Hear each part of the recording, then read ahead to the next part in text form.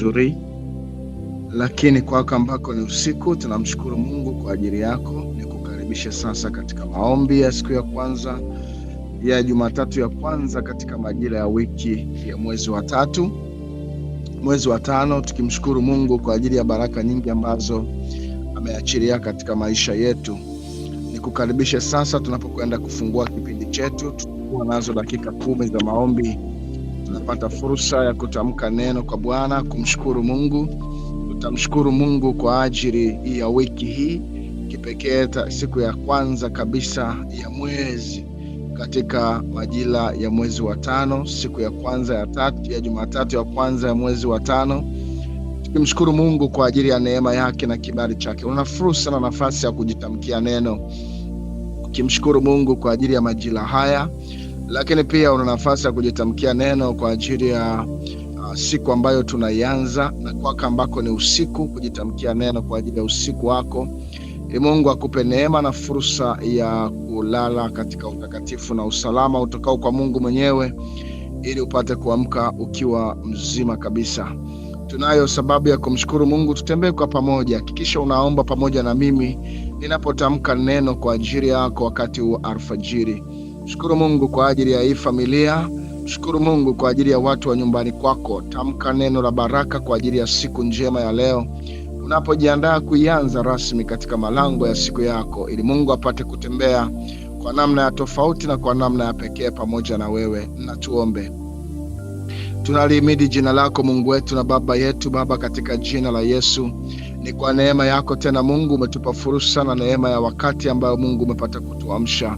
Tunalibariki na kuliinua jina lako kuu, jina takatifu, jina la Yesu, jina linalopita majina lote, jina ambalo limebariki kuliko majina yote, jina ambalo linasimama upande wa kulia na kushoto kutulinda na kututunza, jina ambalo ni la baraka. Tukilisikia Bwana tunapata nguvu ya kwenda, tukilisikia tunapata neema ya kutembea, tukilisikia tunapata kibali na nguvu za kusonga mbele. Tunalihimidi jina lako Mungu Roho Mtakatifu kwa ajili ya ukuu na wingi wa baraka zako ambazo umewekeza katika maisha yetu ya kila siku. Mungu wetu na Baba yetu, tazama umetupatia tena fursa ya siku tena njema, siku nzuri, ni siku ya baraka kwetu Bwana, ili tulihimidi na kulibariki jina lako kuu, jina lipitalo majina yote, jina la Yesu, jina la baraka. Tunasimama katika lango la rehema na toba kwa ajili yetu binafsi. Yamkini tulipolala tulilala katika mawazo mabaya, fikra za giza, tuliwaza katika mawazo ya uharibifu, lakini tunatubu. Tunaomba utusamehe, ututakase kwa damu inenayo mema, damu ya Yesu iliyomwagika msalabani, tuhesabie haki upya katika jina la Yesu Kristo wa Nazareti aliye hai. Ninasimama kwa rehema na toba kwa ajili ya familia ya mtoto wako anayenisikia muda huu Bwana. Ninasimama kwa rehema na toba kwa ajili ya mume wake na kwa ajili ya watoto wake na kwa ajili ya malango mazima ya hiyo nyumba, kwa ajili ya wajakazi, kwa ajili ya wageni, kwa ajili ya walioingia na kutoka. Ninakusihi Mungu ishie daima na milele, ukapatakase mahali hapo na kupapa kibali upya, ukapafanye kuwa imara, ukipajenga katika kusudi lako zuri. Mwamba wetu na ngome yetu, kimbilio la kweli, kaonekane Mungu ishie daima na milele, kinyume na kila nuizo la giza, mipango ya uharibifu na hila za yule mwovu, mipango ya kichawi na kiganga yoyote ambayo imepita kwenye maisha ya mtoto wako wakati huu wa usiku, tunayabatilisha.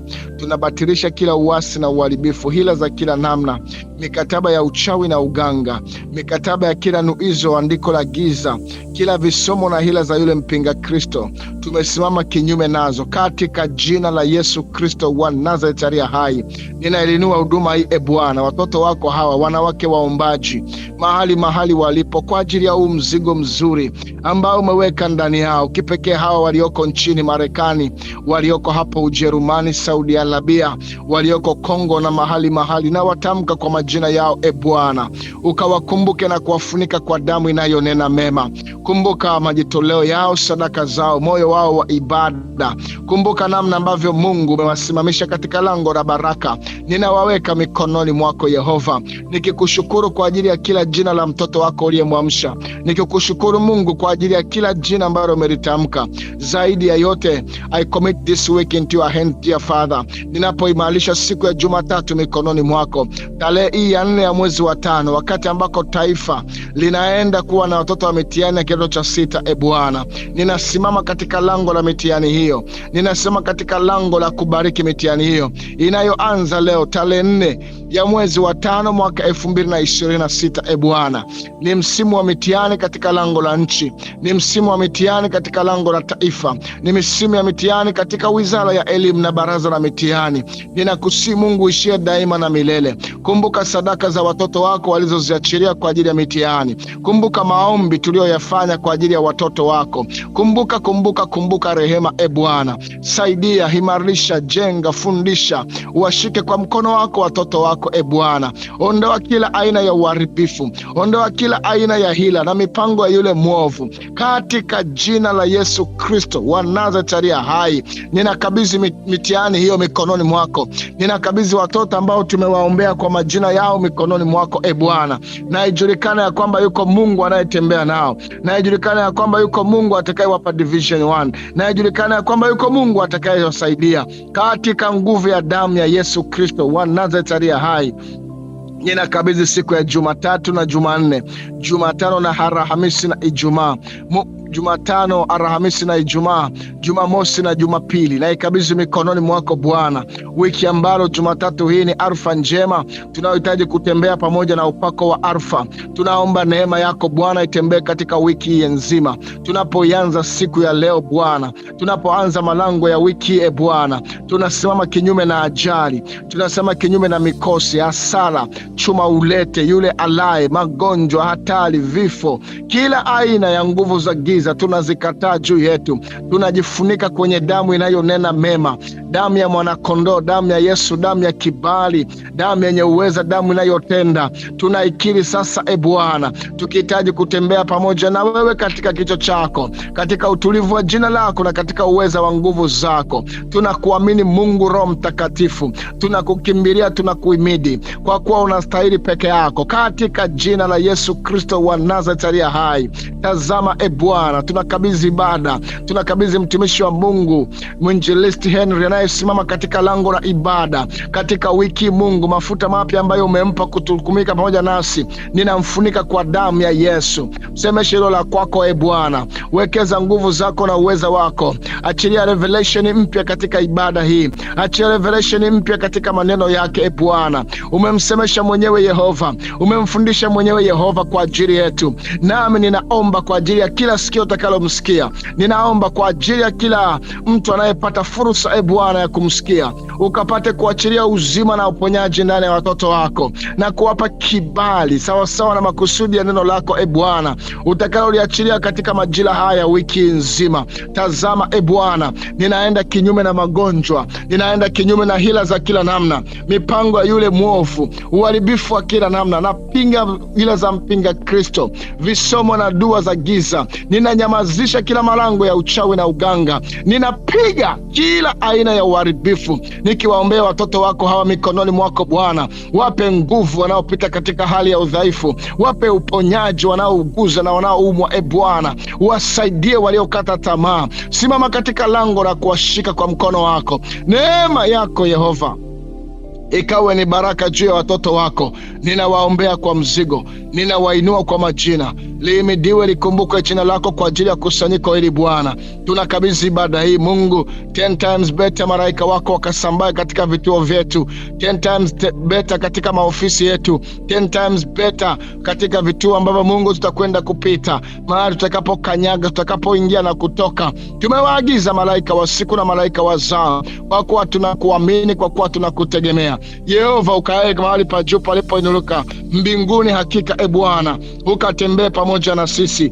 ukatufundishe kwa karibu, ukatuongoze kwa uaminifu. Wewe unastahili Yehova, wewe peke yako tunakukimbilia. Ninawabariki watoto wako hawa mwezi huu mpya wa 5, ninaubariki, ninauweka wakfu, nikiomba kwa ajili ya tarehe 4, tarehe 5, tarehe 6, 7 na tarehe 8, tarehe 9 na tarehe 10, tarehe 11, tarehe 12 na tarehe 13. Ninaziweka wakfu mikononi mwako. Tarehe 14, tarehe 15, tarehe 16, tarehe 17, tarehe 18 ninazibariki za mwezi wa 5. Tarehe 19, 20 na 21, tarehe 22, tarehe 23, tarehe 24, tarehe 25, tarehe 26, tarehe 27 na 28, tarehe 29 na tarehe 30 na tarehe 31 ninaziweka mikononi mwako. Bariki masaa yake, bariki matendo yake makuu Bwana, bariki dakika na sekunde, bariki watu ambao utakutana nao,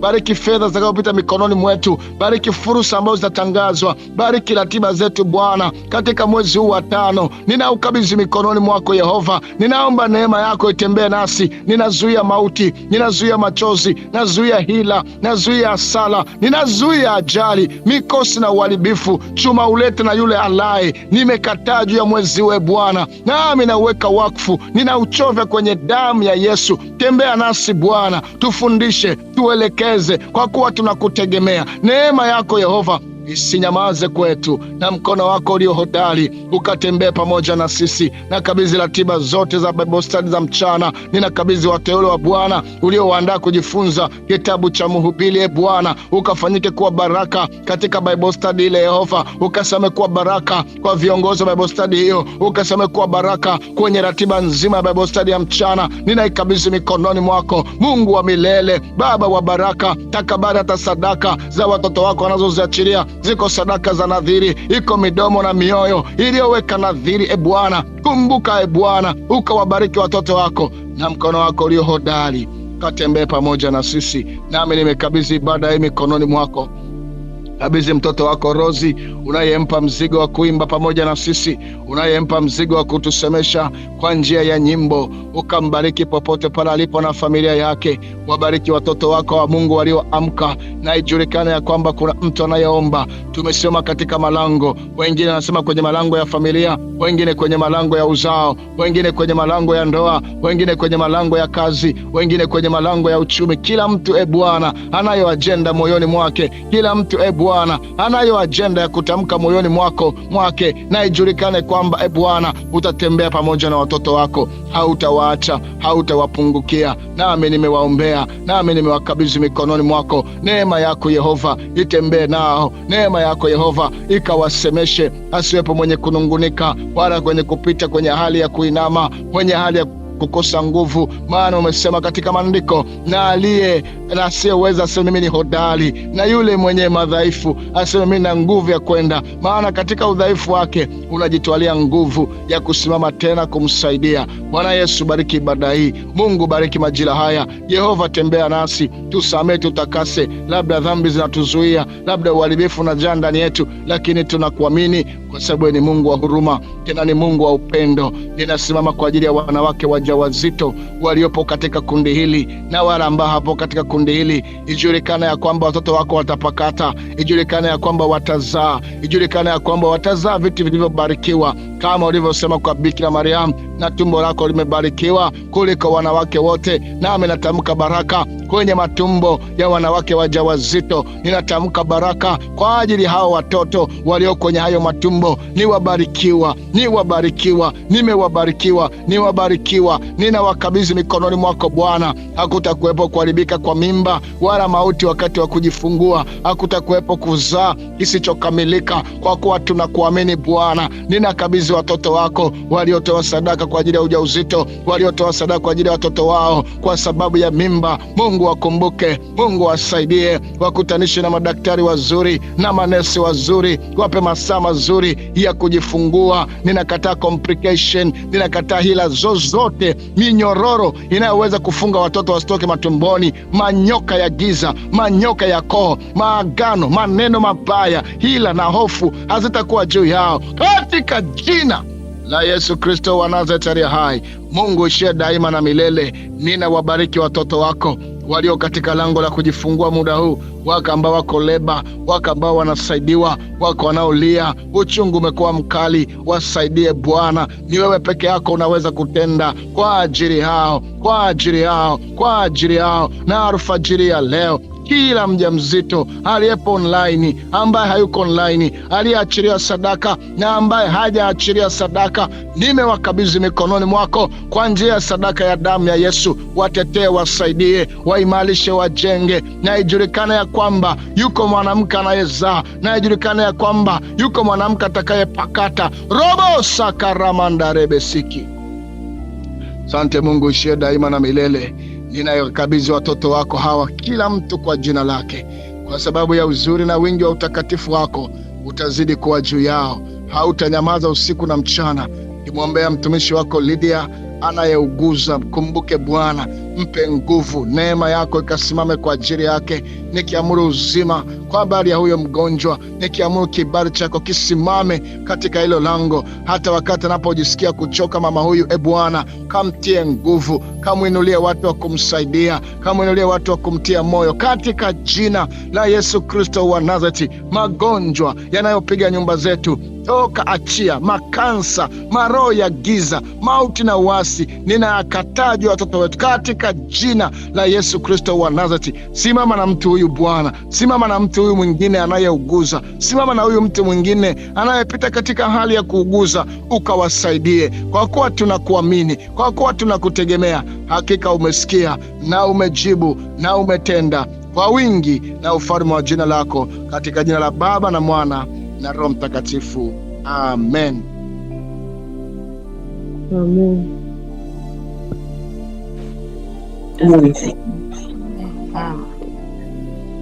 Mwambie Yesu atakutendea, mwambie Yesu atakutendea hilo jaribu lako nalopitia. Mwambie Yesu atakutendea, mwambie Yesu atakutendea, mwambie Yesu atakutendea hilo jaribu lako nalopitia. Mwambie Yesu atakutendea. Umehangaika sana wewe na bado upati majibu, umezunguka huku na kule, tatizo lako haliishi tu. Yesu alisema, njoni kwangu ninyi nyote mnaosumbuka na kulemewa na mizigo ya dhambi. Yesu alisema, njoni kwangu ninyi nyote mnaosumbuka na kulemewa na mizigo ya dhambi. Kwa maana kila ombaye hupokea, naye atafutaye huona, naye abishaye atafunguliwa. Kwa maana kila ombaye hupokea, naye abishaye atafunguliwa. Mwambie Yesu atakutendea, mwambie Yesu atakutendea hilo jaribu lako unalopitia. Mwambie Yesu atakutendea, mwambie Yesu atakutendea. Acha kulia we, mwambie Yesu atakutendea. Acha kulia wewe, hilo jaribu lako unalopitia. Mwambie Yesu atakutendea. Mwambie leo, mwambie Yesu atakutendea. Yuko hapa leo, mwambie Yesu atakutendea hilo jaribu lako unalopitia, mwambie Yesu atakutendea. Wakubariki sana Lozi. Mwambie Yesu atakutendea katika kila jaribu ambalo linapita kwenye maisha yetu, na tumtie moyo tena kwa makofi mengi mengi. Mungu akubariki sana sana sana sana kwa ajili ya wimbo huu mzuri. Basi nikukaribishe mtu wa Mungu ambaye umepata fursa hii ya kuamka, na nikushukuru ambao umepata neema ya kujoin on time. Mungu akubariki sana. I really appreciate ninyi wote ambao umepata fursa na neema ya kuwa pamoja na sisi online on time. Neema ya Mungu iwe kwenu. Nikukaribishe katika wiki hii. Hii ni wiki ya kwanza ya mwezi wa 5, lango kwa kweli la mwezi wa 5. Kwa hiyo tunajiungamanisha tena na wiki ya kwanza kabisa, Jumatatu ya kwanza ya mwezi wa 5. Tukimshukuru Mungu kwa ajili ya mambo mengi ambayo Mungu anayatenda kwenye maisha yetu, lakini tukiendelea pia kukabidhi mwezi wa 5 kwa ajili ya baraka nyingine tena zitakazotupeleka kwenye mwezi wa 6. Nitumie fursa hii pia kuwashukuru Team Birthday April, wale wote ambao tumeweza kuwaombea na kupata shuhuda mbalimbali katika mwezi uliopita. Mungu awabariki sana. Tumeendelea kupokea sadaka ya Team April na tunaamini tutahitimisha wakati wa Ijumaa ya wiki hii, ili tuweze kuipokea na kuiombea na kuweza kuwaingiza wale ambao wamepata baraka ya Team May. Lakini pia kama ambavyo nimeomba, tuendelee kumkumbuka dada Lydia Mwokozi, mgonjwa wake anaumwa na amekuwa akiendelea kumuuguza kwa muda. Sasa tuendelee kumtamka kwa message kwa faraja na kumwombea pia, ili neema ya Mungu iendelee kuwa juu yake kwa ajili ya uzima mpya. Lakini pia dada Hilda tushirikisha kwa habari ya vijana wake waliopata ajali na huyo mgonjwa ambaye amelazwa hapo TMJ. Tuendelee kumsihi kwa uaminifu Mungu aendelee kumwachilia uzima huyo kijana ambaye anaumwa, amepata ajali, ni Mungu aendelee kumfariji tena. Lakini pia kumwombea Hilda naye pia, maana lazima aanze kuuguza na kujitoa kwa ajili ya kijana huyo, ili neema ya Mungu iendelee kuwafariji. Tunaendelea wiki hii, tutakuwa na maombi ya kuombea wajawazito. Kama utakuwa na mtu ni mjamzito, tafadhali usiache kushare na mimi majina, ili wiki nzima nitembee na maombi hayo. Maombi hayo umepata mzigo tu wa kuombea watumishi wa Mungu hao. Kwa hiyo usiache kushare na mimi majina. Kama utapenda, tutatembea nao kwa kuwaombea katika majira haya ya mwezi wa 5. Basi kwa unyenyekevu kabisa tumepata heshima ya kuhudumiwa wiki hii na mtumishi wa Mungu Mwinjilisti Henry, ambaye ni mwinjilisti wa pale KKKT Kijitonyama, atakayesimama kwa ajili ya kutufundisha wiki nzima. Nitumia fursa hii mwanangu na rafiki yangu, ndugu wangu Henry, kukushukuru sana kwa ajili ya kutenga muda wa kutuhudumia siku hii na wiki nzima, tena wiki ya kwanza kabisa ya mwezi wa 5. Mungu akubariki kwa kuwa tayari kutuhudumia tena. Ni mara ya pili tangu ambako tulihudumiwa na yeye kwa mara ya kwanza, na leo hii amepata neema ya kutuhudumia na amekuwa tayari kwa uaminifu kabisa. Mungu akubariki sana sana. Sasa nikukaribishe uendelee, utakuwa nazo nusu saa ya kuzungumza. Karibu tafadhali, na Mungu akubariki. Amen. Amen, amen. Bwana Yesu asifiwe. Amen. Tumsifu Yesu Kristo. Amen. Basi mimi ninamshukuru Mungu kwa ajili yako ambayo umepata nafasi pia kujiunga pamoja nasi katika ibada hii. Lakini kipekee nimshukuru mchungaji Beatus kwa kuniamini na kunipa mimi kutumika katika zamu ya wiki hii. Mungu akubariki sana mchungaji. Amen, amen. Amen. Basi kwa neema ya Mungu tutapata nafasi ya kujifunza kutoka kile kitabu cha Esther, ule mlango wa 4 mstari wa 12 na ule wa 17. Esther mlango wa 4 mstari wa 12 mpaka ule wa 17. Biblia inasema, basi wakamwambia Mordekai maneno ya Esther, naye Mordekai akawaagiza wampelekee Esther jibu la kusema, wewe usijidhanie kuwa wewe utaokoka nyumbani mwa mfalme zaidi ya Wayahudi wote, kwa maana wewe ukinyamaza kabisa wakati huu, ndipo kuwatokea Wayahudi msaada na wokovu kwa njia nyingine. Lakini ni nani ajue kama wewe hukuujia ufalme kwa ajili ya wakati kama huo? Basi Esta akawatuma ili wamjibu Mordekai, uende ukawakusanya Wayahudi wote waliopo hapo Shushani, mkafunge kwa ajili yangu, msile wala kunywa muda wa siku tatu, usiku wala mchana, nami na wajakazi wangu tutafunga vile vile. Kisha nitaingia kwa mfalme kinyume cha sheria, nami nikiangamie na niangamie. Basi Mordekai akaenda zake, akafanya yote kama vile Esta alivyoagiza. Na neema yako na rehema yako na uaminifu wako Yesu unatosha. Elishadai, Mungu wa utatu, Mungu tukupendaye upeo, na mbingu za mbingu zako zimejawa na sifa, heshima na utukufu wako. Asante kwa ajili ya saa hii, asante kwa ajili ya ibada hii, na useme na watoto wako kwa lugha nyepesi na lugha rahisi, wapo tayari kusikia. Nijalie na mimi mtumishi wako hekima ya kimbingu, maarifa na ujasiri wote wa kuyanena maandiko yako matakatifu.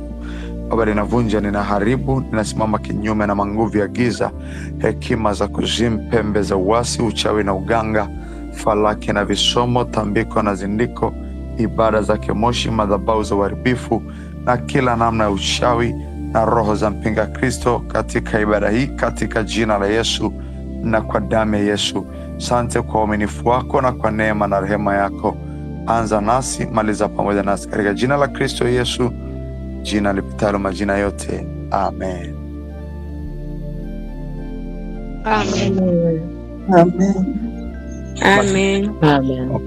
Amen. Basi tunamshukuru Mungu kwa kichwa ambacho ametupa kutembea nacho katika zama wiki hii. Kinasema jivutie kibali, jivutie kibali, jivutie kibali. Na pengine mara kadhaa umewahi kusikia kwa habari ya kibali, lakini pia umefundishwa kwa habari ya kibali. Lakini leo nataka tujifunze kwa namna nyingine, lakini pia tuangalie kibali kwa jicho lingine. Jivutie kibali. Napozungumza kwa habari ya kibali, kibali ni ile hali ya kupendwa au kukubalika pasipo sababu ya msingi. Yani unapendwa, unakubalika pasipo sababu ya msingi. Hauna shule, hauna elimu, lakini unakubalika mahali ambako unafanya kazi. Lakini unakubalika, unashangaa watu wanakuchagua, umekuwa mzee wa usharika. Unakubalika, unashangaa watu wanakuchagua, unakuwa kiongozi hapo kazini. Unakubalika, unashangaa kwenye familia, miongoni mwa watoto 10 wewe ndio umepata kibali. Hujasoma, huna namna yoyote, lakini watu wanakupenda wewe, watu wanakubali wewe. Hauna vigezo, hauna ndugu wa kukusemea mahali, hauna mtu wa kukutaja mahali kwamba mtu fulani anaweza kufanya hii kazi, tumchukue mtu fulani. Lakini ghafla unashangaa miongoni mwa wote mlioenda kwenye interview, wewe unachaguliwa, wewe unakubalika, na wewe unainuliwa humo. Kwa kibali ni ile hali ya mtu kupendwa, kukubalika pasipo sababu ya msingi. Huna hiyo sababu ya kupata hicho ambacho umepata, huna hiyo sababu ya kukaa kwenye hiyo nafasi ambayo umekaa. Wakilinganisha vigezo na taratibu na kanuni ambazo zimewekwa, wewe huna, lakini ukiwa na kibali, Mungu anakuweka hapo. Sasa tunataka kuzungumza kwa habari ya kujivutia kibali. Kibali kipo, kina heng, kipo kinazunguka tu, na usipojivutia hicho kibali ukakiita, ukakilazimisha kije kwako, maana yake ni nini? Kuna vitu hautavipata kwenye maisha yako kabisa, utaviona kwa watu wengine. Yani kuna mahali hautawahi kufika kabisa kwenye maisha yako. Kuna viwango vya kiroho, kuna viwango vya kiuchumi, viwango vya kifedha, viwango vya kihuduma, viwango vya kimaombi.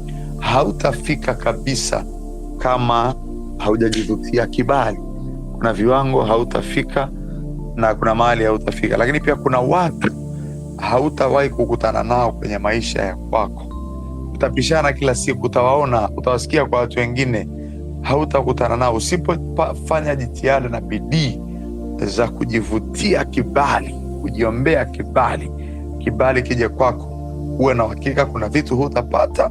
Utaona watu wakiendesha magari, utaona watu wakijenga nyumba, utaona watu wakifungua mabiashara makubwa, utaona watu wakifungua apartment, lakini kama hujajivutia kibali, nataka nikuhakikishie leo hutaona hivyo vitu. Utapata vile kidogo, utapata vile ambavyo sivyo kimsingi, lakini vile ambavyo ungetakiwa vipata hutavipata kama haujajivutia kibali.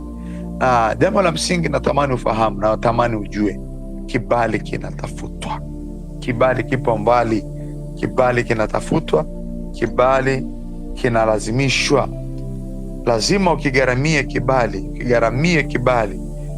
kibali kinatafutwa. Hakipo tu na hakiji tu, huwa kinatafutwa. Asije akakudanganya mtu kwamba kibali, nina kibali from where? Kibali huwa kinatafutwa.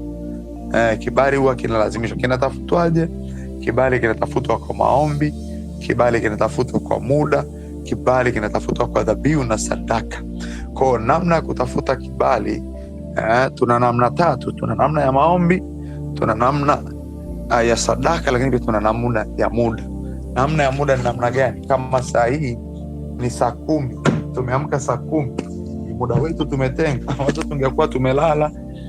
tungekuwa tumelala, saa hizi tunaota, pengine tuna usingizi, tunafurahia vitanda vyetu vizuri, tunafurahia nyumba zetu na vyumba vyetu vizuri, lakini tumetenga muda wetu, tumeacha usingizi, tumeacha ndoto, tunatafuta kibali mbele za Mungu na mbele za wanadamu, lakini pia kwa njia ya maombi na kwa njia ya dhabihu na sadaka. Sasa kabla sijafafanua somo letu, nikupe ushuhuda mmoja. Mimi nina eneo langu liko Mapinga, ni kama shamba, na Jumamosi ya last week nilitoka shambani, na nilipotoka shambani kuna mzee mmoja huwa ananiangalizia hilo shamba langu wa kule Bagamoyo. Nikawa nimetoka nimeenda shambani, nimepigia simu mara kadhaa kupokea simu. Nikaenda shambani peke yangu, nikarudi. Wakati narudi nikapita nyumbani kwake, nikampigia simu tena, kwa neema Mungu akapokea. Nikamuuliza, babu uko wapi? Akaniambia, leo nimepata kazi, ninabeba matofali napeleka saiti ya mtu fulani, kwa hiyo sipo. Huyu mtu alikuwa ananidai fedha yake kama 100,000 hivi. Nikamwambia, sana hela yako nimwachie nani hapa nyumbani? Akaniambia, usimwachie mtu yoyote, wewe utanitumia baadaye. Nikamwambia, kuna binti namwona anatoka hapa nyumbani kwako, nyumbani kwenu, ni mwanao, naweza nikampatia? Akaniambia, yukoje? Nikamwambia, tu dada moja tu mweupe mzuri ametoka hapa kwako. Akaniambia, hapana, huyo sio mtoto wangu. Nikamwambia, kwa hiyo ni nani? Akaniambia, bwana, huyo binti ametoka hapa nyumbani, baba yangu ni mtaalamu, ni dokta wa mambo ya Kiswahili. Huyu amekuja kutafuta kibali kwa ajili ya wanaume, lakini sio yeye tu, wako wengi wanakujaga hapo kutafuta kibali. Lakini hata wewe kama unataka kibali kwenye kazi yako na mambo yako wanafanya, au kwa mke wako, wewe njoo Jumamosi, mimi nitakuwepo, nitakuconnect na baba yangu, baba atakupa dawa, uwe na hakika utapata kibali, watu watakupenda.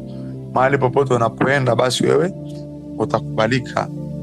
Nikamwambia, sawa, nitakuja Jumamosi. Sasa nataka uone na nataka ujifunze namna ambavyo watu wanajivutia kibali, namna ambavyo watu wanagaramia kibali, namna watu ambavyo wanatafuta kibali kwa namna yeyote ile. Hii ni mimi nimedhibitisha, nimeshuhudia kwa macho yangu. Sisemi mtu ameniambia, nimeona mimi mwenyewe kwamba huyu dada ameenda kujivutia kibali, na akitoka akienda kwa mume wake au kwa mwanaume yeyote atakayekutana naye barabarani au njiani, yoyote atakayemwambia kitu, babu amenakishia, akaniambia hataweza kumpinga, hataweza kumkatalia. Tayari ameshajivutia kibali. Sasa huyu amejivutia kibali huko upande wa pili, kwenye nguvu za giza. Na sisi tunaomtumikia Mungu na kumwamini Mungu, hatujapata maarifa, hatujapata hekima, hatujapata ufahamu. Tumekuwa tukisafa, tukiteseka na familia zetu na watoto wetu. Tumekuwa tukihangaika na kazi tunazofanya. Tumekuwa tukihangaika tukitafuta kazi. Tumekuwa tukihangaika. Mungu atupe neema ya kujenga. Mungu atupe neema ya kufungua biashara. Mungu atupe neema ya kuoa na kuolewa. Mungu atupe neema ya kufanya mambo makubwa. Lakini katika hizo neema unazomwomba Mungu, umemwomba Mungu, umejivutia kibali kwa Mungu? Maanake kujenga ni kibali. Kuna watu wana fedha, wana kila kitu, lakini hawajajenga, mpaka wanastaafu, mpaka wanakufa wamepanga. Kuolewa ni kibali, umejivutia kibali. Kufanya biashara ni kibali, kuwekeza ni kibali. Umejivutia kibali au unataka kufanya tu pasipo kujivutia kibali? Kwa hiyo usipojivutia kibali, kumbuka, na nakwambia tena, kuna vitu hutaona, hutavipata, kuna mahali hutafika, hutaenda, kuna watu hutakutana nao kabisa kwenye maisha yako. Wewe utawasikia tu na kuona kwenye TV, lakini kuwaona hivi, kusalimiana nao, kupangana nao mipango mikubwa, huwezi ukakutana nao kabisa mpaka umehakikisha umejivutia kibali. Tumetoma kwenye kitabu cha Esta ule mlango wa 4 mstari wa 12 na ule wa 17. Nimefupisha, lakini nataka kufafanua. Tunafahamu na tunajua Esta ni Myahudi na amelelewa na mjomba wake Mordekai. Alifiwa na wazazi na baadaye walienda wamishoni kule Shushani ngomeni kwa mfalme Ahasuero. Na Biblia inasema walipoenda kule, Ahasuero alikuwa na mke, na mke wake alikuwa anaitwa Vashti. Na siku moja Ahasuero aliitisha karamu na akaitisha mke wake Vashti ili aonekane kwa maakida, maliwali na mawaziri na madiwani ambao walikuwa wamefika kwenye ile karamu. Na Biblia inasema Vashti aliweka kiburi ya kutaka kumsikiliza mfalme. Basi miongoni maakida na viongozi walikuja pale wakamwambia Ahasuero ya kwamba sisi tumekuja na wake zetu hapa, lakini katika karamu hii kuna wanawake. Sasa umemwita mke wako, wewe mfalme, anakataa kukutii sauti yako, na sisi tumekuja na wake zetu, na sisi mfalme tukirudi katika majimbo yetu tukiwaita wanawake zetu na wanawake, tukiwaamuru hawatatutii. Sasa nini kifanyike?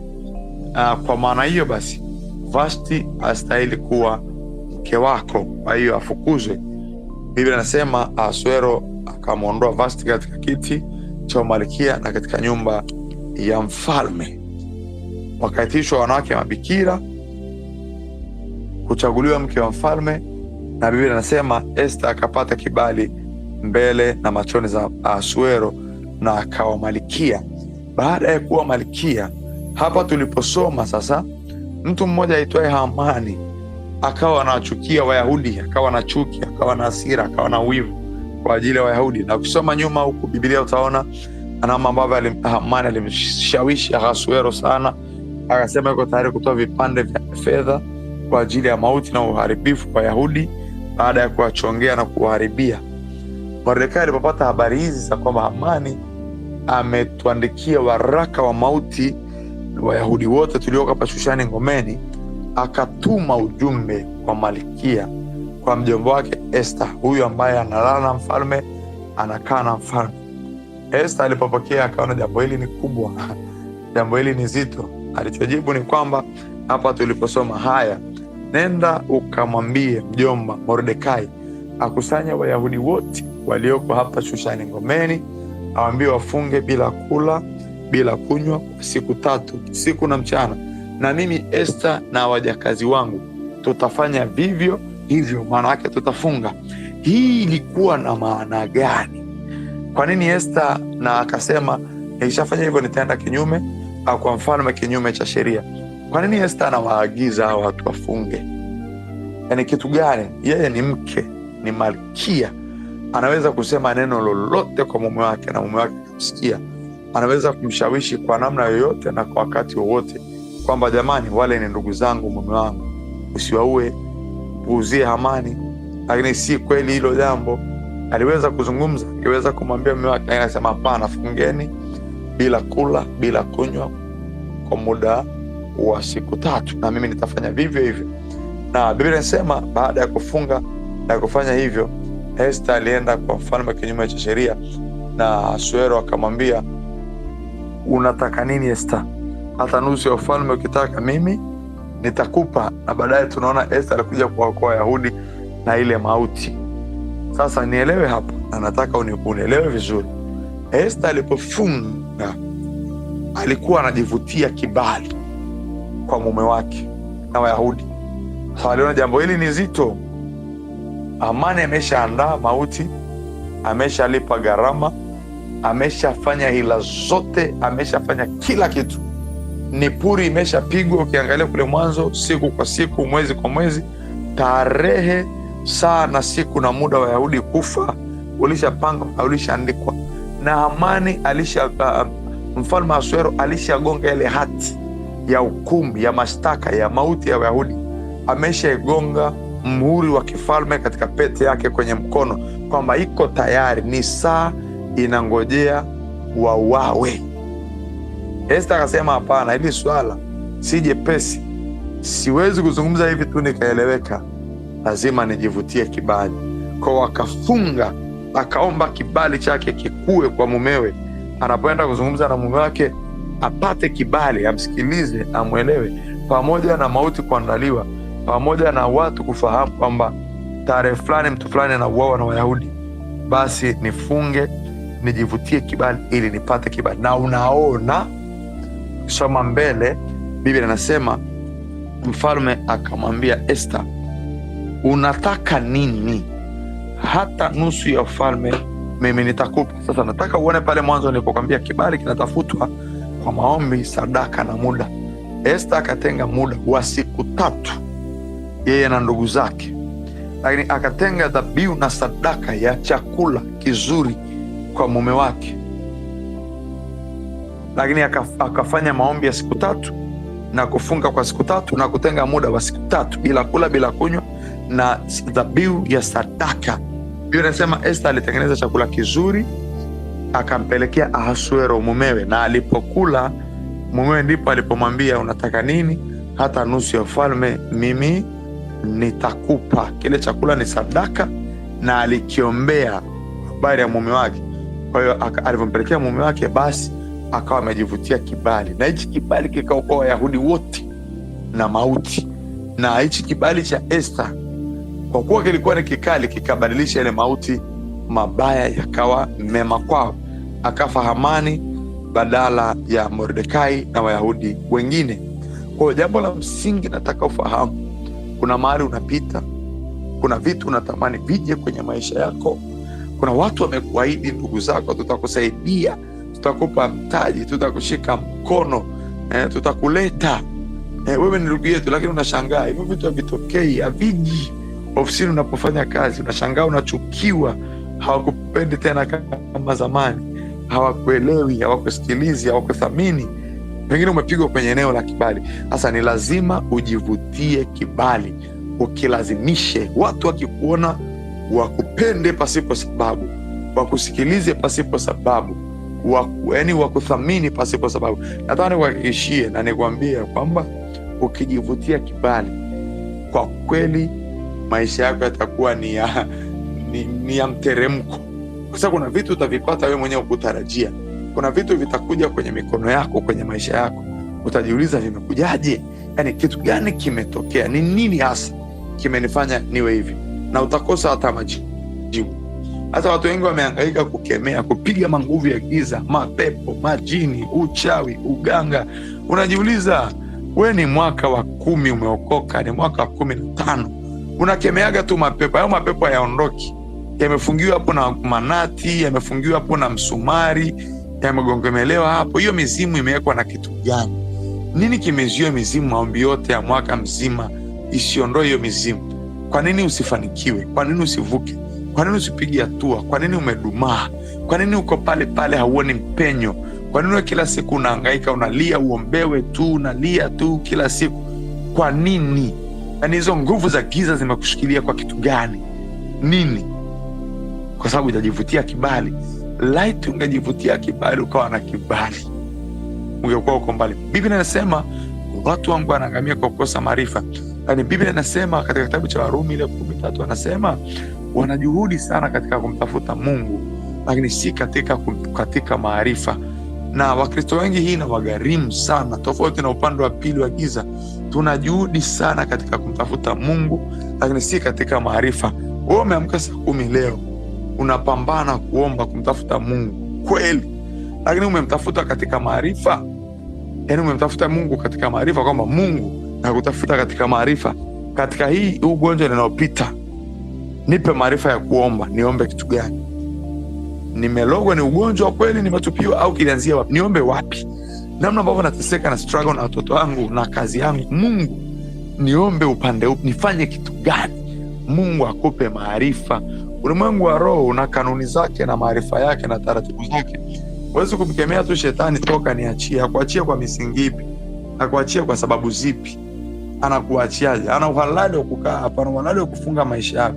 Kwa lazima upate hekima, kanuni na ufafanuzi wa ulimwengu wa roho ili kukusaidia kuvuka mahali.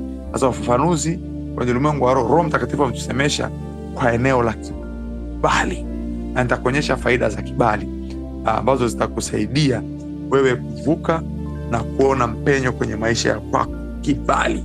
Kwanza tunajifunza kwa Esther. Kibali. Ukiwa na kibali, sawa, kinaenda kwanza kinyume na taratibu na sheria. Yaani kinaenda kinyume na taratibu na sheria.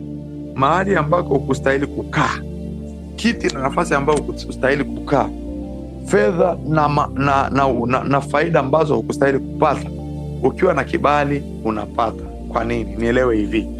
Kwanza Esther, kumbuke huyu mama ni Myahudi, Ahasuero si Myahudi, lakini kwanza alipata kibali cha kuolewa na yeye. Alafu jambo kubwa zaidi, mfalme uliandikwa waraka wa mauti, Hamani akaupeleka kwa Ahasuero. Mfalme akatoa pete yake ya kifalme, mhuri, akagonga kwenye ule waraka. Kwa hiyo hakuna mtu yeyote katika taifa na katika nchi angeweza kubadilisha ile mauti. Hakuna mtu yoyote, even mfalme mwenyewe asingeweza kubadilisha, kwa sababu alishaandika na watu wanajua. Yani kubadilisha kwake ilikuwa ni kitu kikubwa, ni mpaka vikao vya wazi na vya siri vikaliwe. Kwa nini unabadilisha na ulishapitisha? Manake wewe unaongea uongo, manake wewe ni kigeugeu, hauna msimamo mfalme. Lakini kwa kuwa Esther alijivutia kibali, kikaenda kinyume na taratibu na sheria na kanuni za mfalme alizokuwa tayari amepitisha kwa muhuri wake ya mauti ya Wayahudi. Kibali alichojivutia Esther kilibadilisha ile kabisa ile taratibu, kwamba bwana, mimi mfalme nilishaandika uharaka, nilishagonga muhuri, wafe wauawe, siwezi kubadilisha. Lakini kibali kikaenda kinyume na hiyo taratibu. Sasa nisikilize, unapojivutia kibali, kuna sheria. Sasa hii ni maarifa nakupa. Kuna sheria, kuna taratibu za familia yenu. Hamuolewi, hamuoi, hamzai, hamfanikiwi, hamfanyi biashara, hamjengi, hamsomi. Kuna mambo yafanyiki kwenu. Ukiwa na kibali umejivutia, uhitaji kupiga mizimu, uhitaji kupiga mapepo. Hicho kibali kinaweza kikaenda kinyume na hizo taratibu na hizo sheria za ukoo na hizo sheria za familia. Nataka unaelewe vizuri, nazungumza jambo kubwa la kiroho litakalokusaidia sana. Hii ni maarifa ya kimungu, ni maarifa ya kiroho nakupa. Yani badala ya kwenda kupiga miungu, piga, toka, achia, vunja, bomoa. Ukishajivutia kibali, ukajiombea kibali, Mungu akakupa kibali mbele zake na kwa wanadamu, uwe na uhakika kinaendaga kinyume na kanuni na sheria na taratibu. The power of favor, nguvu ya kibali. Nataka unaelewe vizuri hapa. Hii itakusaidia sana na hii itakumbusha, badala ya kwenda kuhangaika na matakataka ambayo huyajui, huyafahamu, ni kumwambia Mungu, ninajivutia kibali, naomba unipe kibali mbele zako na mbele za wanadamu. Uwe na hakika hicho kibali kitakusaidia, kitaenda kinyume na kanuni na sheria na taratibu zilizowekwa na miungu ya kwenu na madhabahu za kwenu na familia za kwenu. Kibali ukijivutia kitaenda kinyume na taratibu na sheria za ofisi ya kwako na yafanya kazi na familia ya kwako na itunza na kuilea, kinyume na familia ya kwako na mume wako. Kiwa ukijivutia kibali, uwe na hakika hakihitaji ule usawa, hakihitaji zile kanuni ya kwamba mpaka usome, mpaka ufanye interview ufaulu ndio utafanya interview miongoni mwa watu 300. Hutafanikiwa, utapita, lakini wewe utachaguliwa wewe. Kitaenda kinyume. Ngoja nikwambie, kuna rafiki yangu mmoja, na si rafiki, ni kama mdogo wangu, na nimetoka naye kijijini, na nilikuwa na semina kibao sharika fulani. Nilipokuwa na semina akanifuata akaniambia, kaka, ninaomba uniombee. Nimefanya interview mahali fulani na ninaomba sana Mungu anisaidie. Tulikuwa watu wengi. Yaani kiukweli nilipotoka kwenye interview najua nimeharibu, nimefeli. Hata kujielezea tu, introduction yourself, na uhakika nimeboronga, sijatumia Kiingereza vizuri, nimefeli. Lakini niombee tu kwa neema ya Mungu anisaidie. Tulikuwa kwenye seminar, nikamwambia tunamwamini Mungu. Ninachokuombea, mimi nakuombea Mungu akuvutie kibali. Upate kibali miongoni mwa wale watu karibu 3,000 mlioenda kwenye interview. Nikamwombea pale kibao kwenye ile madhabahu, nikamwambia nakuombea katika jina la Yesu. Mungu leo ninamwombea kwa mamlaka, namwombea umpe kibali mbele za watu wote wale 3,000, lakini pia mbele za wale watu waliomfanyia interview, kampe kibali. Kimsingi anasema ninaomba tu, lakini sijui kama itawezekana kwa sababu najua sijafanya vizuri, si nitapata hiyo kazi. Nikamwambia basi mwamini Mungu, lakini amini kwamba Mungu atakupa kibali. Unajua ni nini? Baada ya siku 2 siku 3 kabla sijamaliza ile seminar siku 8, ananiambia nimeitwa Dodoma. Mungu amenisaidia, nimepata ile kazi, nimeitwa Dodoma na nafanya kazi kwenye eneo kubwa na la msingi ambalo angehitajika asemewe na mtu mwenye nafasi, angehitajika asaidiwe na ndugu, yani sijui, yani kwa akili zake na elimu yake na familia aliyotoka na ukoo aliyotoka, hapana, asingepata hiyo kazi, isingewezekana. Halikuwa jambo rahisi kwake, yani kwa kuwa Mungu alimsaidia akajivutia kibali akapata ile kazi, na leo anafanya kazi, yuko Dodoma, tena kazi ya maana mno, na amefanyika hata msaada kwa ndugu zake na hata kwangu anafanyika msaada na baraka. Kwa sababu kibali kilienda kinyume na sheria na kanuni na taratibu. Hakufaulu, hakufanya vizuri, hakuongea Kiingereza kizuri, lakini nguvu ya kibali ilimuinua. Amini na kuombea katika jina la Yesu, Mungu akupe kujivutia kibali, ili kibali kikuvutie baraka, kibali kikukalishe mahali pa juu palipoinuka, kikukalishe na wakuu. Kibali kiende kinyume na sheria na taratibu na kanuni. Mimi binafsi huwa namshangaa Mungu, na mara kadhaa namwambia mke wangu na watu wengine, namwambia hivi, mimi kwa elimu yangu ndogo nilionayo, kwa familia niliyotoka, jamani, kwa level yangu ya uinjilisti, mimi sio mchungaji eti kama mchungaji Beatus. Mchungaji Beatus ana favor, yani uchungaji wake unampa kibali, anaweza kaenda popote na kafanya chochote. Tofauti na mimi mpaka mchungaji Beatus aniruhusu, anambia mwinjilisti, nenda pale, nenda kwa mtu fulani, mwinjilisti hebu fanya huduma hii, mwinjilisti hebu fanya hichi, mpaka niruhusiwe. Umeelewa? Sina hiyo mamlaka ya hivyo kama alikuwa na mchungaji Beatus. Lakini wanajiuliza, nasema Mungu, sasa mimi nimejiombea kibali, kwa kweli nimejivutia kibali. Sasa najiuliza, kuna nyumba za watu ninaenda kufanya ibada za jumuiya, kuna watu nakutana nao kanisani, naambia mtumishi niombee.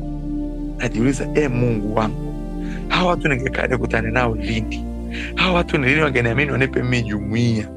Hawa watu ni lini ningesalimiana nao, nikae nao, nizungumze nao, nipige story? Mbunge, waziri, kiongozi, mfanya biashara mkubwa namna hii, mtu mwenye jina namna hii, mimi mwinjilisti, mtu wa chini kabisa, ningepata wapi nafasi ya kuzungumza nao hivi?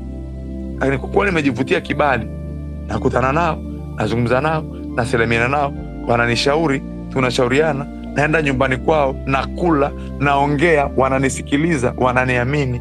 Kwa sababu nimejivutia kibali. Amini na kuombea katika jina la Yesu na kwa damu ya Yesu, Mungu akupe kujivutia kibali kama kibali cha Esther. Unapokutana na wafalme na wakuu, wakuulize unataka nini, hata nusu ya ufalme tutakupa. Unapoenda kwenye interview kuomba kazi, unapokutafuta msaada mahali fulani, unapoenda watu wakwambie unataka nini, hata nusu ya hichi unachotaka sisi tutakupa, tupo tayari. Unapoenda kuomba tenda, unapoenda kuomba kazi, waulize unataka nini, hata nusu ya ufalme tutakupa. Kitu gani unataka tukufanyie nini? Watu wakutafute, watu wateseke kwa ajili yako, watu wahangaike kwa ajili yako, watu wapate tabu kwa ajili ya maisha yako. Unafanya nini? Unakula nini? Familia yako inaishije? Nini unataka tukusaidie? Ni maombi yangu kwa Bwana, nami najua Mungu aliyemsaidia Esther atakusaidia na wewe katika zama ya wiki hii. Atakupa kibali. Jivutie kibali, jivutie kibali, lazimisha kibali kije kwenye maisha yako, Kuna mahali utaenda, kuna mpenyo mkubwa utaona kwenye maisha yako. Kuna magonjwa yatapona, kuna vifungo vitakuachia, kuna nira zitakatika, kuna kamba za mauti zitaondoka, kuna vitu vibaya viovu vitakimbia kwenye maisha yako. Kwa sababu vitakuwa havina uhalali wa kukaa kwenye maisha yako. Hata kama mapepo yanakaa kwa sababu yana uhalali fulani, hata kama mizimu inakushikia kwa sababu ina uhalali, kuna misingi ilishaweka. Kwa kuwa na kibali, kitaenda kinyume na hizo taratibu na hizo sheria, kitavunja maagano, mapatano ya kuzimu na manguvu ya giza yanayokuzuia katika jina la Yesu. Kibali ni kanuni ya kimungu, ni kanuni ya kiroho. Ninakuombea Mungu akupe maarifa, usiangamie kwa kukosa maarifa. Akupe kumtafuta kwa maarifa na kwa akili, si kumtafuta tu unang'ang'ana kuomba, unalia, unatoka machozi yasiyo na faida, shetani na kucheka. Hii utaomba kwa akili, hii utaomba kwa maarifa wiki hii, na hii utavushwa kwa akili na maarifa. Usilie tu ukakata tamaa ukasema Mungu hayupo, nahangaika, nalia, nimeomba sana, nimetafuta sana, lakini uliomba wapi? Uliomba kwa maarifa yapi? Uliomba kwa hekima ipi? Kwa wiki ninakuombea Mungu akusaidie, akupe kibali na ujivutie kibali, ili kikuvushe, kikupeleke mahali ambako unataka. Kumbuka tumezungumza pointi moja asubuhi ya leo. Kibali kinaenda kinyume na taratibu na sheria. Kumbuka tumeisha kibali kinaenda kinyume na taratibu na sheria.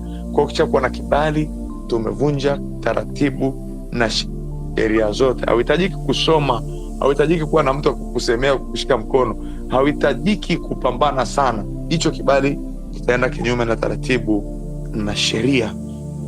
Nataka nikuombee, muda wangu umeisha. Nataka nikuombee na wewe uombe Mungu akupe kibali, ujivutie kibali, ujivutie kibali, ujivutie kibali kwenye maisha ya kwako. Roho Mtakatifu, katika jina la Yesu, asante Yesu kwa ajili ya uaminifu wako. Mimi umenipa kibali cha kusimama katika zamu ya wiki hii, Mwokozi wa ulimwengu. Na mimi ninasimama kama mtumishi wako, ulinipaka mafuta, ukanifundisha na ukasema nami kwa habari ya kujivutia kibali. Na mkini umeona namna ambavyo watoto wako wanahangaika, wanateseka. Kuna mahali ya waendi na wameomba sana, wamefika mahali wamekata tamaa, wanafanya tu basi, wanaomba tu basi kwa kuwa wewe ni Mungu. Mimi ninawaombea kwa hekima na maarifa ya kimbingu, uwape kibali kwenye maisha yao, uwape kibali kwenye maisha yao, uwavutie kibali kwenye maisha yao. Na wapaka na mafuta yako mabichi kwenye paji la uso wao, na wapaka mafuta yako mabichi kwenye ulimwengu wa roho na ulimwengu wa damu na nyama. Ikiwa adui amepiga kibali chao, kimeibiwa, kimezuiliwa, kimefichwa, ninakirejesha kwa jina la Yesu na kwa damu ya Yesu, kwa jina la Yesu na kwa damu ya Yesu. Kibali kama kibali cha Esther na kiwe juu yao, kibali kama kibali cha Yusufu na kiwe juu yao. Najua hawastahili kabisa, hawastahili, lakini Mungu kwa neema na kwa rehema yako, na uwape kibali mbele zako na mbele za wanadamu. Wasikie Bwana na sala na dua na maombi yao, wakubali na dhabihu na sadaka zao Bwana siku zote za maisha yao, ili wavutie kibali kama kile kibali cha Esther. Hata nusu ya ufalme wakapokee na wakapewe, katika jina la Yesu na katika damu ya mwana kondoo Kristo Yesu Mwokozi nimeomba, ninaamini. Amen. Amen, amen, amen. Amen. Nisikie amina sasa. Kwa wale wanaofungua mic, naweza ukasema amina pamoja nawe, na ukasema napokea katika jina la Yesu.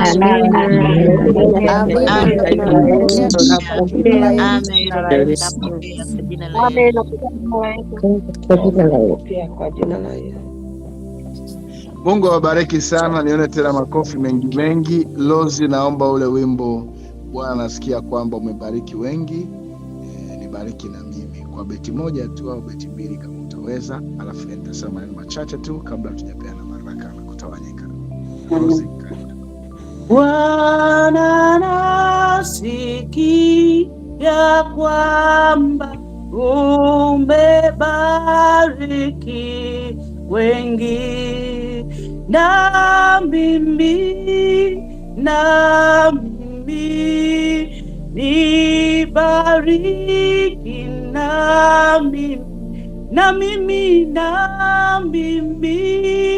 na mimi Yesu nibariki na mimi,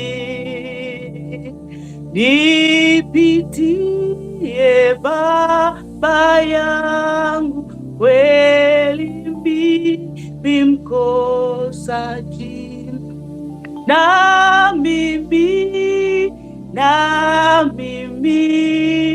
nibariki, na mimi umebariki wengine, nibariki na mimi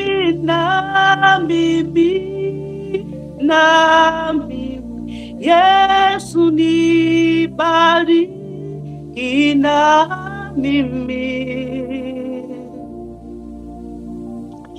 Mungu akubariki sana. Nikushukuru sana mtumishi wa Mungu Mwinjilisti Henry, kwa kweli kwa ujumbe mzuri sana, kwa ujumbe mzuri ambao unatafakarisha sana sana sana.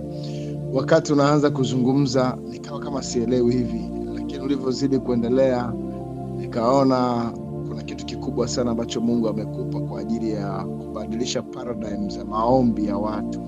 Maombi ya watu, yani favor of the Lord, unapoiomba na kuivuta, vitu vingine vinatii bila shuruti. Tena kwanza ni shortcut prayer ambayo inakusaidia ni shortcut prayer ambayo inakusaidia kunyamazisha vingine, kwa sababu ungeanza kuombea kimoja kimoja, utamaliza lini? Lakini ile roho ya kibali, kujifikia kibali, kinatupatia nafasi ya kwamba Mungu anashughulika, ananyamazisha vingine kwa ajili yake mwenyewe, Na nakumbuka jana wakati natoka kwenye ibada jana, niko barabarani, ghafla mtu aliyekuwa mbele yangu akashika breki ghafla. Kwa hiyo kwenye kushanza kukimbia kumkwepa, nikamgonga kwa nyuma. Kwa hiyo gari yangu ikaumia na gari yake ikaumia. Sasa nilikuwa nimevaa kola, nimekaa, nikapanic. Baada ya kupanic ikabidi nijipe ujasiri, nikashuka. Niliposhuka nikakutana kijana pia ameshapaki gari pembeni pale. Sijajua ndiyo kibali ambacho nakizungumza. Nilipofika kwa yule kijana alivyoniangalia akaniuliza, mchungaji, gari yako iko salama? Akasema mimi kwangu imeumia. Je, ya kwako iko salama? Akasema mimi ya kwangu pia imeumia, lakini si sana. Akasema basi mimi naomba tu utakachokuwa nacho utanipa, nipe tu namba yako, lakini nenda upambane na gari yako. Sasa nikajiuliza, huyo mtu kwanza of course ameshika breki ghafla, nikamgonga kwa nyuma, lakini mbona kama amekuwa humble? Mtu mwingine kwanza hapa ningeambulia matusi ya faster au ningelalamikiwa kwa haraka, lakini Mungu alichokifanya ni hicho, kwamba na mimi nilivyoona amekuwa humble na mimi nikawa humble, nikamwambia, ndugu yangu, hii kwa kweli umenisababishia, maana ninyi tu mmesimama kwa ghafla wakati na mimi na wafuata kwa nyuma.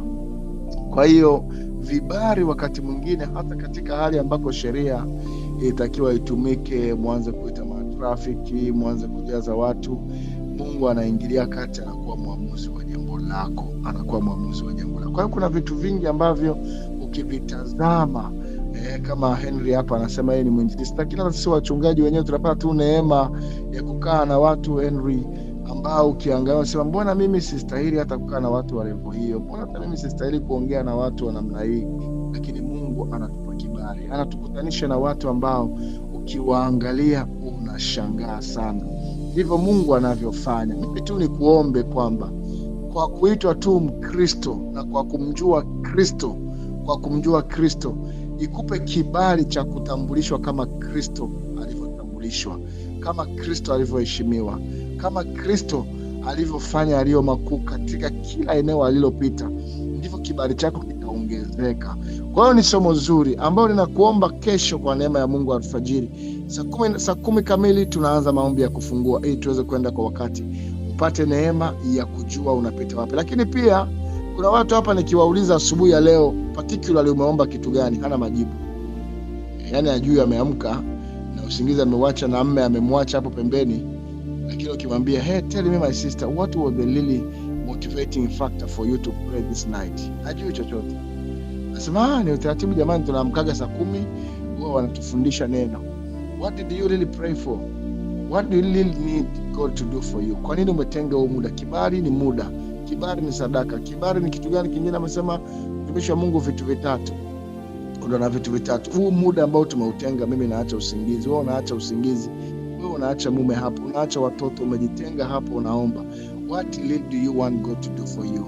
Kwa hiyo ni hatua ambayo lazima tuombe kwa akili, kwa hekima na kwa maarifa ya kujua mimi ninaamka na jambo langu. Ninaamka hata kama unasema ninaamka kumshukuru tu Mungu, iwe ni part of Thanksgiving prayer kwa siku yako nzima. Ninaamka tu kwa ajili ya kubariki, iwe tu ni siku ya kubariki siku nzima. Kwa hiyo lazima uwe na vitu ambavyo unatembea navyo. Nimeamka kuomba kibali, iwe tu ni kibali siku nzima. Kwa hiyo make sure my people, ninawaomba sana, somo hili lina nguvu sana ya kupunguza makelele yanavunja, ninaharibu, ninafunga, ninakata, ninaangamiza. Kuna fursa nyingi ya kupunguza hayo makelele. Lakini pia kuomba kibali kuna distractions. Nakumbuka nikimwangalia Daudi nikimwangalia wakati ambako Mungu anampa favor mbele ya mfalme Sauli, distractions hapo katikati zilikuwa nyingi, lakini alijivutia kibali kwa kujieleza na kuhakikisha kwamba kilichoko ndani yake anakizungumza kinatokea, mpaka ambaka anakwenda kupewa fursa ya kwenda kupigana kwenye uwanja wa vita.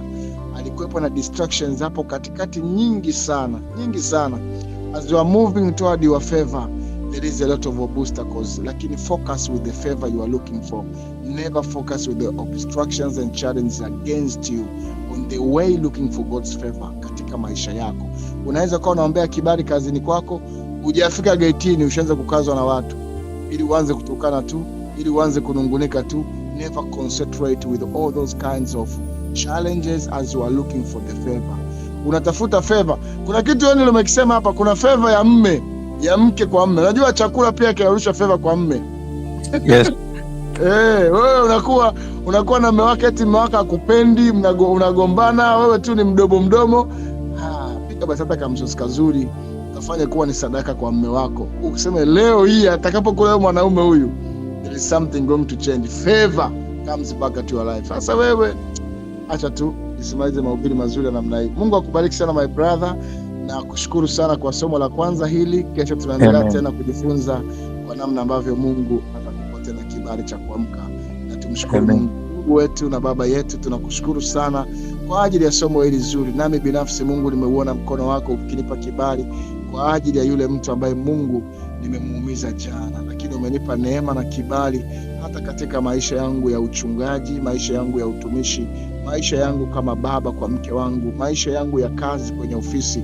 Nami naendelea kuwaombea watoto wako hawa. Mungu wape kibali katika kila mazingira, katika kila situations ambazo wanazipitia. Leo Bwana, tunajivutia kibali kitokani kwako. The power of a great favor from heaven itufunike na kututambulisha katika mazingira ambayo tusingefaa kutambulishwa. Ndipo sasa Mungu utatupa neema ya kutambulishwa. Nami ninawabariki watoto wako wanapotawanyika katika kila njia wanayoiendea, kila mahali wanapokanyaga na kupita, kibali chako kikapate kuwa juu yao. Walinde na mabaya na hila za yule mwovu, wafunike kwa damu inayonena mema.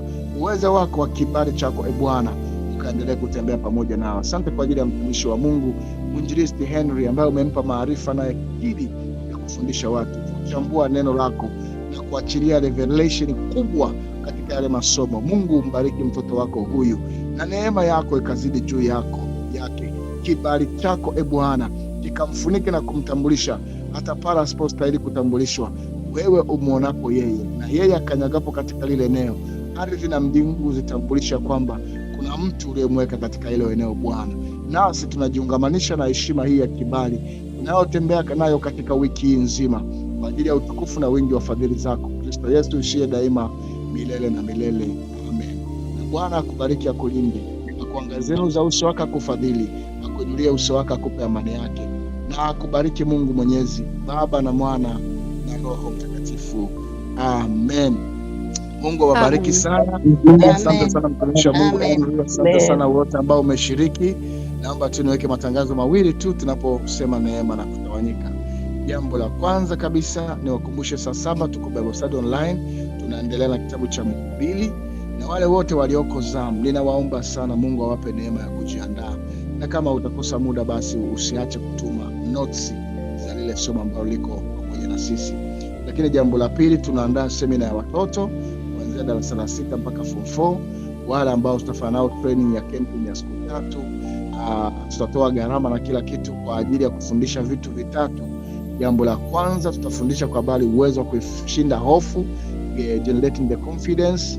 Jambo la pili, transition salama ya watoto wetu kutoka katika utoto kwenda katika ujana, ile adolescent stage, tutafundisha pale. Lakini jambo la tatu itakuwa ni habari ya spiritual awakening, ya roho ya ubaba ndani ya mtoto wa kiume.